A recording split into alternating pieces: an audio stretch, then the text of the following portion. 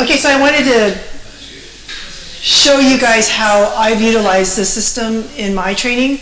And I'll tell you that I was where you were in 2006 when I first met Horizon.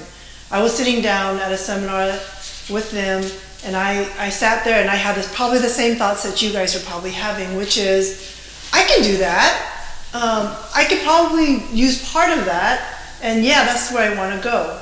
So I wasted 7 years doing it my way. I pieced together information that they gave me, and I put it with the things that I was doing, because I'm an athlete, and I've been a rather successful athlete, but not like really successful. So I thought I knew what I was doing. But the reality is, unless you actually follow the program 100%, you will not get the results. And I'm telling you from my experience. So when I committed, is it 2013? In 2013, and during those 7 years where I was doing my own thing, I will say that I had 2 ACL surgeries on both knees. So my methodology wasn't actually working very well. As another example of my level of failure. So in 2013, after 2 knee surgeries, and I finally put both feet into the Horizon Sport program, and I mean 100%. If he said, do X, Y, Z, I'm doing X, Y, Z. If he said, don't do X, Y, Z, I'm not doing X, Y, Z. And I wasn't asking questions. I just said, okay. I haven't had any knee issues ever since then. And I progressively started moving up the rank. So initially I was like maybe 4th, 5th place. And then I started moving up to 3rd. Stayed at 3rd for quite a while, 3rd, 4th. And then I got to 2nd. And then this year, 2016, I finally got to 1st place. Now, it was a slow process. So it wasn't like I was a 1st place winner this entire time. It was many failures along the way, but I stuck to the program. It didn't matter what happened on the mats. I still stuck to the program. And so here's me telling you the reality of life. The reality of life is that you can only take so much. Your body can only take so much, your mind can only take so much. And here's a myth of life, that you can blow past all of those walls and still be successful. So that's the myth. And the reality is you will not succeed. And that is what these coaches are here for. Specifically both of them actually equally, but Coach Mays is like the hands-on physical person. He's like the puppeteer. He's making you do these things so that you become successful. Coach Steve, he's the one that reins you back in when you start straying off and start thinking about weird things like, you know what, I think I'll do another rep in there just for fun. He's like, yeah, that's not going to work for you. Let's try to stick to the plan. So both of them together are a good team. And of course we have Christy here who technically keeps you into place, because you'll always have questions about, is this hand supposed to load here, here? Is my foot supposed to be here, here, this and that? So the whole team together works for this one purpose and goal, or this one goal. But that's why I wanted to tell you all that whatever you're thinking, whatever outside thoughts that you're having, you need to erase those, because they will not work.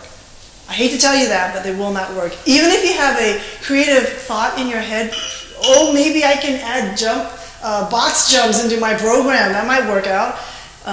Don't do those things. And then, on top of all that, the notebook that Coach Steve has discussed, it was this year that we started doing that, and I'll tell you how it has changed the way that I've trained and how my coaches have dealt with me. I write in that book every day. Every day. Even if it's a weird thought, or even if it's a repetitious thought, I still put it down. And they read it and they alter the path that I'm going. If my workouts are going a little bit more challenging, I could make this weight Friday, but I made it on Monday. They don't say anything.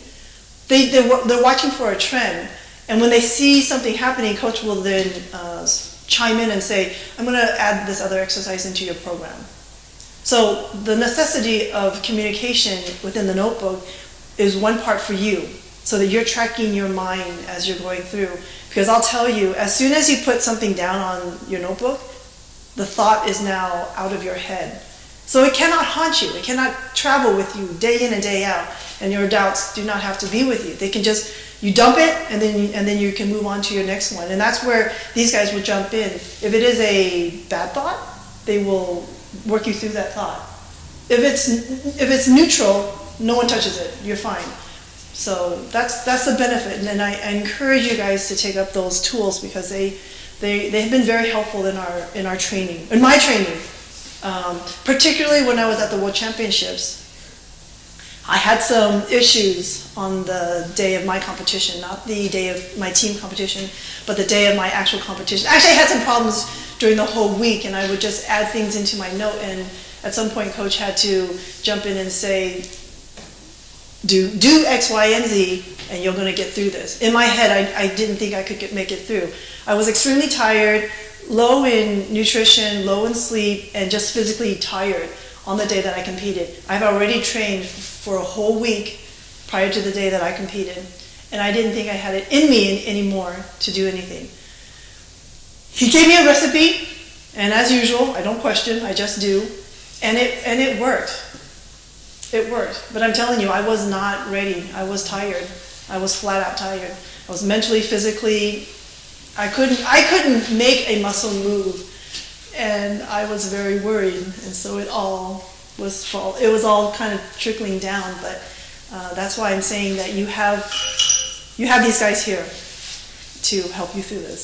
So I really do encourage you to take your thoughts and your ideas and put them aside. That's all I have to say.